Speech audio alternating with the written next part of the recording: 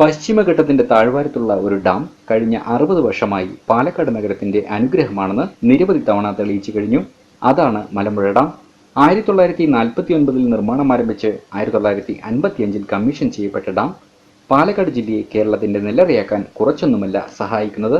കനിഞ്ഞനുഗ്രഹിച്ച പ്രകൃതി ഭംഗിയും മലമ്പുഴയിലെ വലിയ ഡാമും ഒരു പ്രമുഖ വിനോദസഞ്ചാര കേന്ദ്രമാവാൻ മലമ്പുഴയെ കുറച്ചൊന്നുമല്ല സഹായിക്കുന്നത്.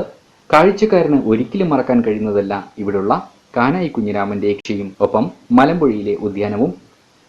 ഒരു ഡാം നിർമ്മിക്കുക എന്ന ആശയം ആദ്യമായി ഉണ്ടാവുന്നത് 1914 അന്നത്തെ മദ്രാസ് ഗവൺമെന്റിനാണ്. 1949 മാർച്ചിൽ അന്നത്തെ പൊതുമരാമത്ത് വകുപ്പ് മന്ത്രി കെ ഭക്തവത്സലം ഡാം നിർമ്മാണത്തിനുള്ള പദ്ധതി ഉദ്ഘാടനം ചെയ്തു.